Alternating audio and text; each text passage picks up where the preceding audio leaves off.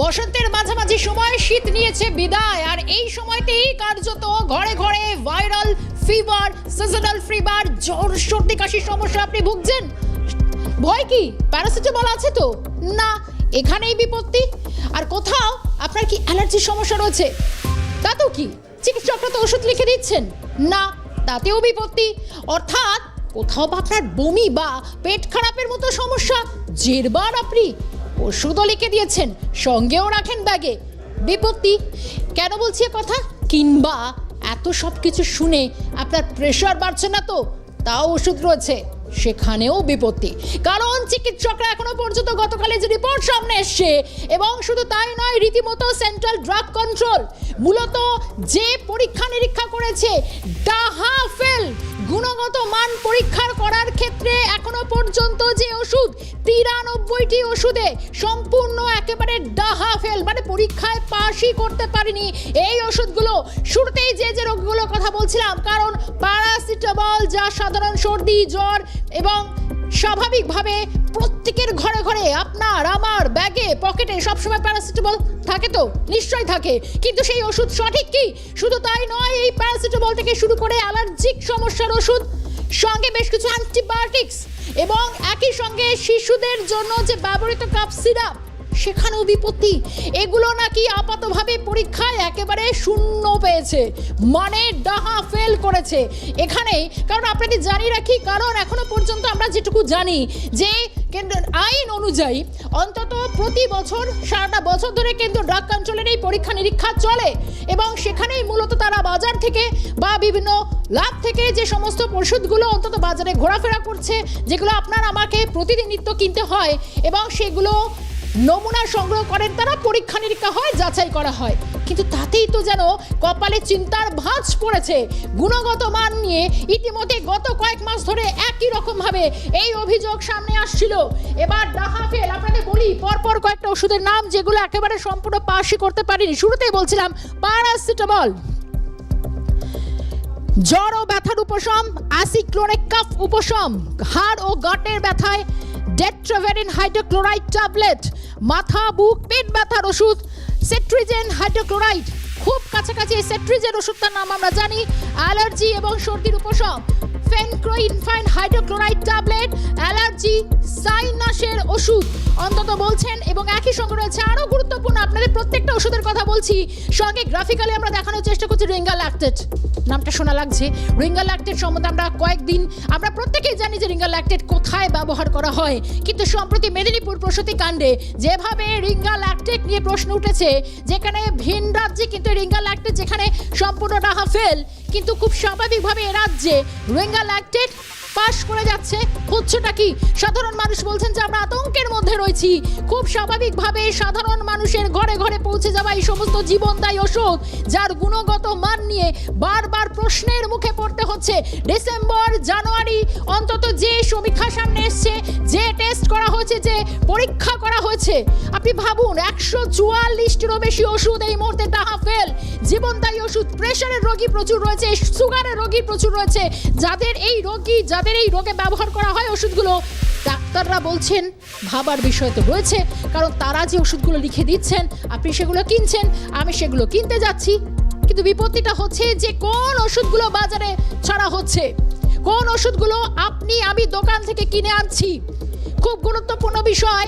কারণ চিকিৎসকরাই উদ্বেগ প্রকাশ করছেন যে ওষুধগুলো তারা লিখে দিচ্ছেন, সেই ওষুধগুলোতে কোথাও মানুষ সুস্থ হওয়ার বদলে আরও বেশি অসুস্থ হয়ে পড়ছেন না তো? বা আরও সহজ করে বললে, আর একটু ভয়ের জায়গা যদি দেখাই, তাহলে বলবো যে মানুষ ধীরে ধীরে মৃত্যুর দিকে তাদেরকে ঠেলে দেওয়া হচ্ছে না তো? কিন্তু প্রশ্ন, কাদের মদতে, কেন এই ওষুধগুলো বাজারে দিনের পর দিন খোলা বাজারে এইভাবে বিক্রি হচ্ছে?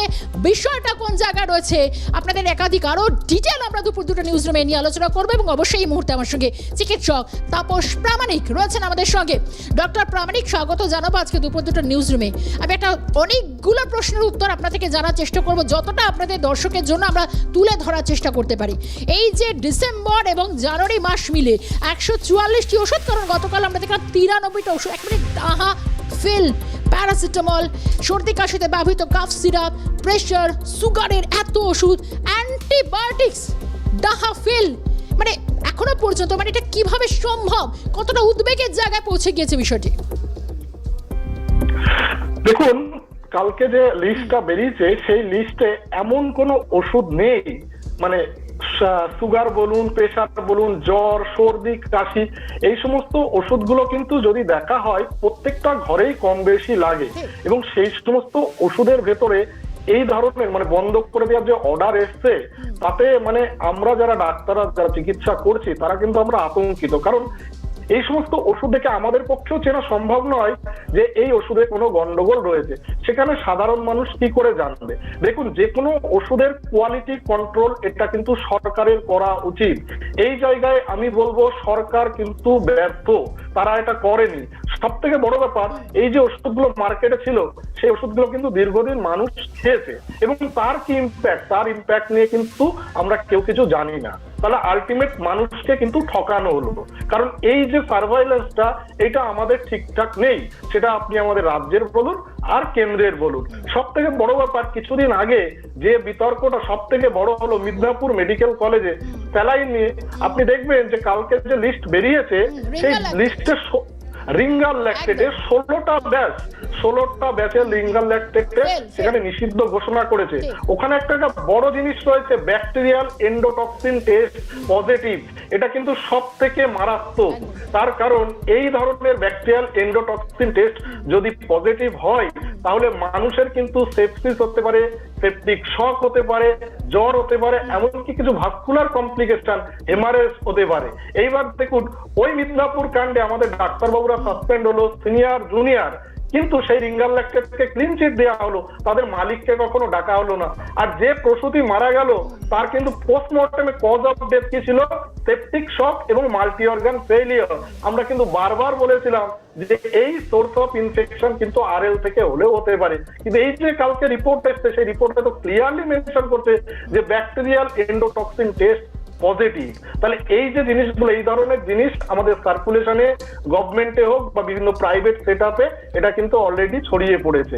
তাহলে এই ক্ষতিটার ভরপাই করবে কে? কোন সরকার করবে বা কে করবে? যাদের ক্ষতিগুলো হলো এগুলো কিন্তু কেউ করবে না। আমরা যখন এইটা নিয়ে রাস্তায় নেমেছি, যখন আন্দোলন করেছি, আমাদের নিয়ে কিন্তু একাধিক প্রশ্ন উঠেছে যে ডাক্তারবাবুরা শুধুমাত্র বদনাম করার চেষ্টা করছে। একদমই নয়, আমরা কিন্তু পেশেন্ট সেফটির কথা ভেবে উচিত, কিন্তু সেগুলো না। তার কারণটাই হচ্ছে যে এই কোয়ালিটি কন্ট্রোল হয় না, আমাদের এখানে সার্ভাইলেন্স বলে ঠিকঠাক নেই।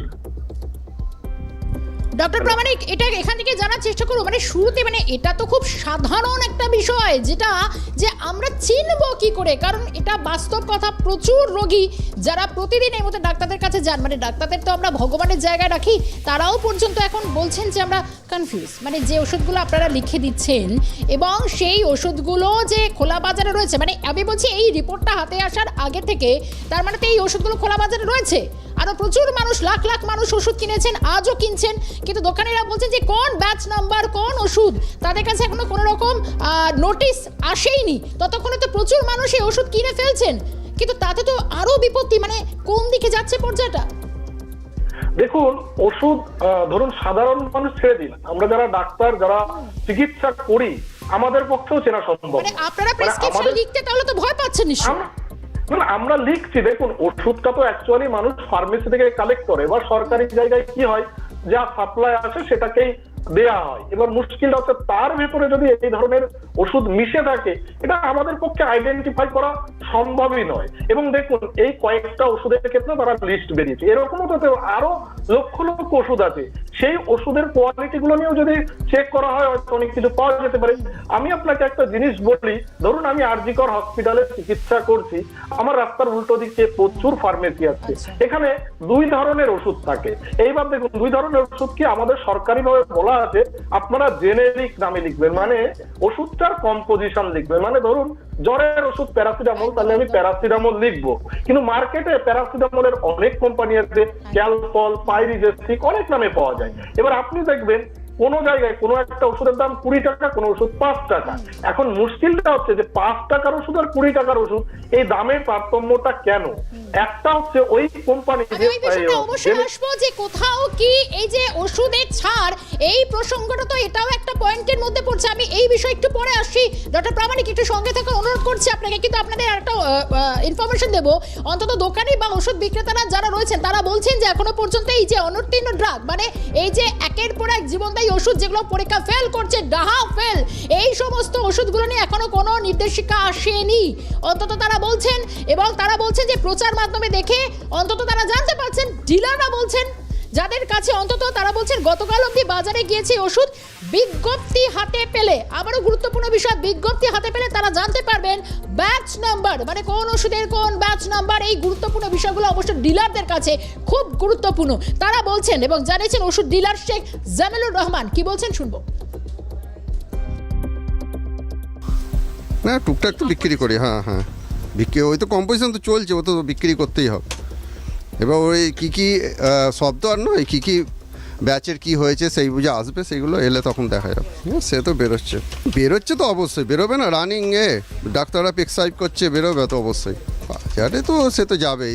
তখন দেখা যাবে সেই ব্যাচে এলে সেইগুলো আবার ব্যাকে চলে আসবে, সেগুলো তো আর সঙ্গে সঙ্গে বিক্রি হয়ে যাচ্ছে না।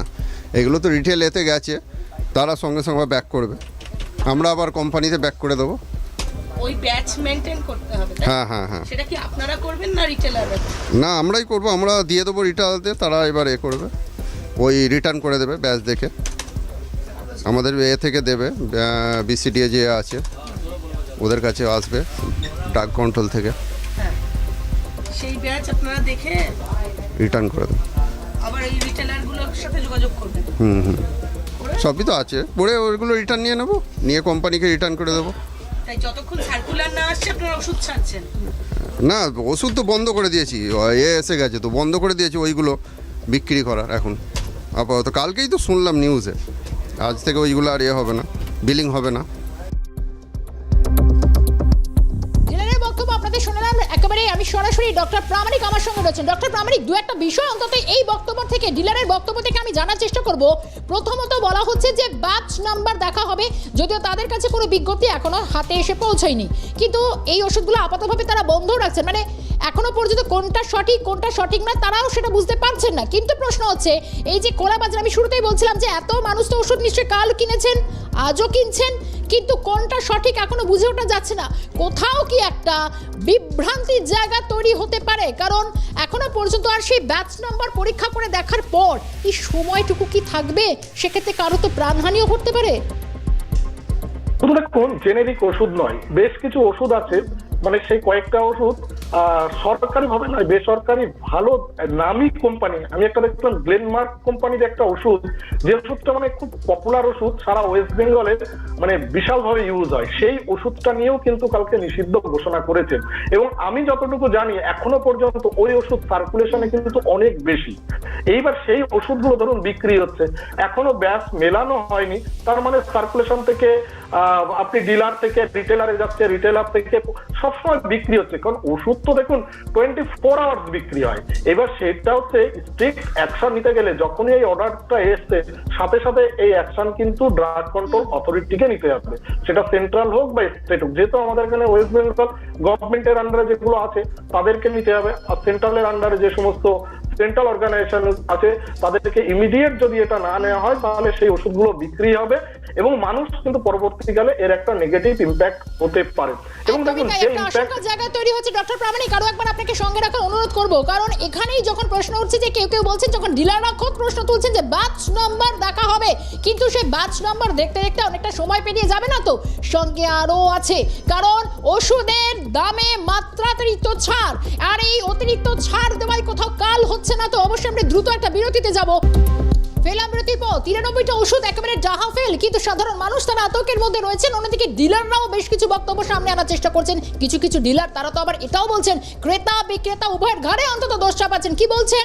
যে ওষুধের দামে অত্যাধিক হারে ছাড় দেওয়া সেটা কোথাও কাল হচ্ছে না তো? তারা বলছে যে এখানেই যত বিপত্তি লুকিয়ে রয়েছে। তারা বলছে যে মানুষ কি বোঝেন, মানুষ শুধু ওষুধের নামটুকু জানেন, এর বাইরে বেশি কিছু তারা জানেন না, কারণ তারা বিভিন্ন সংস্থা থেকে অন্তত ওষুধ, কারণ খোলা বাজারে এরকম একাধিক ওষুধ রয়েছে, তারা শুধু প্যারাসিটামল এই নামটুকুর সঙ্গে পরিচিত আছে, তারপর কোন সংস্থা বা কোন বাচ্চের অন্তত এই ওষুধ তারা অন্তত জানে না। কিন্তু ওষুধের মতো বিষয়ে এত বেশি পরিমাণ ছাড় কিভাবে সম্ভব, অনেক সময় ডিলাররা বলছেন বোধগম্য হয় না। দেখুন, সব কোম্পানি কাজই করি না আমরা, আমরা কাজ করবে তো ওইসব বাতিল করতে হবে, ওইসব কোম্পানি কাজই করি না তো কীরকম ওইটা করবো।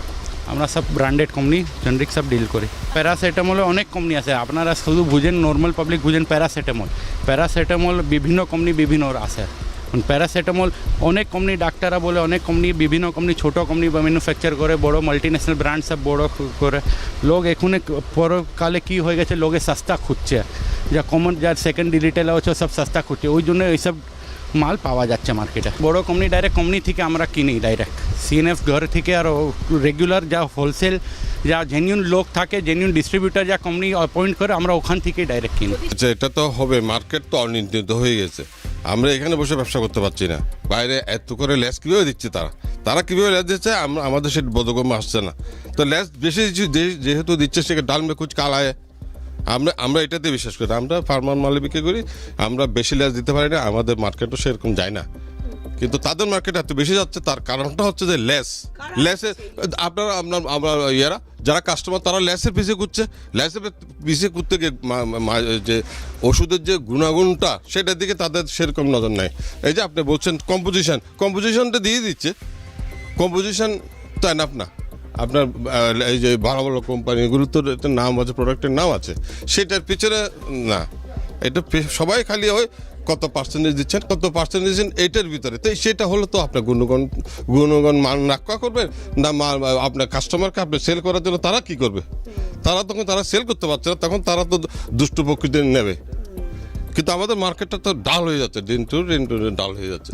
আমরা নিজেরাই বা দিতে পারি, এসেই বলবো যে 25%, 26%, আমরা তো দিতে পারি না, তারা কীভাবে দেয়?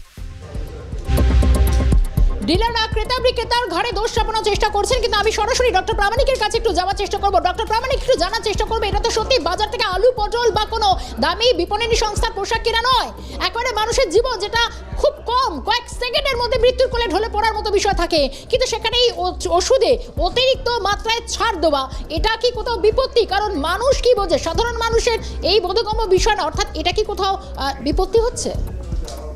দেখুন, এটাই সবথেকে বড় বিপদের কারণ। তার কারণটা হচ্ছে যে দেখবেন যে আমাদের বিভিন্ন মেডিকেল কলেজ বা হসপিটালগুলোতে একটা ফেয়ার প্রাইস সব তৈরি হয়েছে, সেখানে কি 66% ছাড় দেওয়া হয়। এবার রাস্তার উল্টো দিকে যে দোকানগুলো থাকে, যারা ব্র্যান্ডেড ওষুধ বিক্রি করে, তারা কিন্তু ওই রিটেলার ডিলারের কাছ থেকে কেনার পর তারা 30 to 35% বেশি ছাড় পায় না। আর আপনি যদি অন্য জায়গায় 66% ছাড় পায়, মানুষ সেই দিকে যাবে। তো স্বাভাবিকভাবে যে প্রাইভেট দোকানদাররা আছে করছে, এবং জেনারিক যখন যাচ্ছে, তখন দেখা যাচ্ছে যে ওই প্রাইভেট দোকানগুলো ওরাও সেটাই তাদের দোকানে নিয়ে আসার চেষ্টা করছে। ধরুন আমি একটা এক্সাম্পল দিই, একটা প্যান্ডি যদি তার দাম হয় ব্র্যান্ডেড প্রায় 200 টাকা, 205 টাকা, সেটা হচ্ছে যে এই জেনেরিক ভ্যালুতে সেটাকে মোটামুটি 150 টাকা লেখা আছে, কিন্তু আদতেই কোম্পানি এই ডিলার থেকে রিটেলাররা কেনে 25-30 টাকায়, এবং তারা ওই 66% ছাড় দেয়, দেওয়ার পরে সেটা বিক্রি করে। এবার দেখুন যে ওষুধটা রিটেলার ডিলার থেকে কিনছে 20-25 টাকা দিয়ে, সেই ওষুধের কি গুণমান থাকবে? বিভিন্ন ক্ষেত্রে এটাই হয়েছে। এবং ধোকাবাজিটা কি করে হচ্ছে, যদি আমাদের উল্টো দিকে উল্টো দিকে ভাবি যে দুটো ওষুধ ব্র্যান্ডেড দেয়, দুটো ওষুধ জেনেরিক দেয়। এখন দেখুন ব্র্যান্ডেড ওরা লাভ করতে পারে মাত্র 10 to 20%, আর বাকি জেনেরিক ওষুধে তারা বাকিটা লাভ করে গেল। এইভাবেই কিন্তু মার্কেটে চলছে। এবং যে জেনেরিক ওষুধগুলো খাচ্ছে, সেই ওষুধগুলো দেখা যাচ্ছে ইনগ্রেডিয়েন্ট অত্যন্ত কম। এবং দেখুন, কম দামে যখনই কিনছে, তার মানে কি কোম্পানি খুব কম দামি ওষুধগুলো বিক্রি করে এই হোলসেলারের কাছে, তাহলে সেখানে ফিল্ট্রেশন, কন্টামিনেশন কন্ট্রোল, স্টেরিলাইজেশন এগুলো মেনটেন হবে না। যার কারণেই দেখা যাচ্ছে যে এই সমস্ত ওষুধ যখন সার্ভাইলেন্সে এসছে বা টেস্ট করা হয়, যে ব্যাকটেরিয়াল এন্ডোটক্সিন টেস্ট পজিটিভ, একদম, এখানে কোনো বিপদ লুকিয়ে নেই। কিন্তু এটাই এখন একটা সব থেকে বড় আশঙ্কার জায়গা তৈরি হচ্ছে। কিন্তু আদতে এই এখন গোটা বিষয়ে মানুষ আতঙ্কের মধ্যে রয়েছেন। ডক্টর প্রামাণিক অনেক ধন্যবাদ জানাবো সময় দেওয়ার জন্য, আলোচনায় থাকার জন্য। তবে এখনো পর্যন্ত কারণ সাধারণ মানুষ প্রেসক্রিপশন নিয়ে যান দোকানে, আর ডিলাররা বলছেন, দোকানিরা বলছেন, বিক্রেতারা তারা বলছেন আমরা সেই চিকিৎসকের লেখা প্রেসক্রিপশন দেখেই ওষুধ দিই। প্রতিটি দোকানে ফার্মাসিস্ট রয়েছেন, কিন্তু তারপরও মানুষ বলছেন যে এখন আমাদের সময় সতর্ক হয়ে থাকার। কি বলছেন স্থানীয়রা, শুনবো। সেটা তো অবশ্যই প্রচণ্ড ভয়াবহ ব্যাপার, একটা আমাদের একটা সমস্যা তো অবশ্যই হবে। আতঙ্কে নেই, মানে ভরসাও পাই না। যে ডাক্তারকে জানাবো যে এরকম শুনলাম বাতিল হয়েছে, তা কি এটা খাবো না আপনি অন্য কিছু ইয়ে করবেন। সব কিছুতে তো সচেতন হওয়া উচিত। তো ভয় থাকতেই পারে, এবার আমাদের এখান থেকে ডাক্তার প্রেসক্রাইব করেছিল আর কি। সেটা তো স্বাভাবিক, কোনো বাচ্চার যদি ওষুধ একটা ডেট এক্সপায়ার্ড হয়ে গেছে বা বাতিল হয়ে গেছে সেগুলো যদি খাওয়ানো হয়, সেইটা নিয়ে তো আতঙ্ক থাকারই কথা। আমার সব কিছু দেখে তারপরে ওষুধ নিতে হবে ওষুধের দোকান থেকে। একাধিক জীবনদায়ী ওষুধে অন্তত বিপদ বাড়ছে না তো? আপনাকে আমাকে আরো সতর্ক হতে হবে, সজাগ হতে হবে, কারণ এখনো পর্যন্ত 93টি ওষুধ রীতিমতো পরীক্ষার ডাহা ফেল। চিন্তার ভাস তো অবশ্যই ফেলছে। চিকিৎসকরা বলছেন উদ্বেগের মতো বিষয় বটে। আপাতভাবে দুপুর 2টা নিউজ রুমে আমরা বিস্তারিত একটা ব্যাখ্যা যাওয়ার চেষ্টা করেছিলাম, কোন কোন সমস্যা হতে পারে, কোথায় গলদ রয়েছে এবং আপাতভাবে কেন এই সমস্যা এবং সমস্যা থেকে মুক্তির উপায়টা কি। সাধারণরা বলছে আতঙ্ক, ভয় সবটাই রয়েছে, কারণ মানুষের জীবনের ব্যাপার, তাই সতর্ক হতে হবে। দুপুর 2টা নিউজ রুম এখানেই শেষ করছি। সঙ্গে থাকবেন সব গুরুত্বপূর্ণ খবরের জন্য ক্যালকাটা নিউজের পর্দায় চোখ রেখে।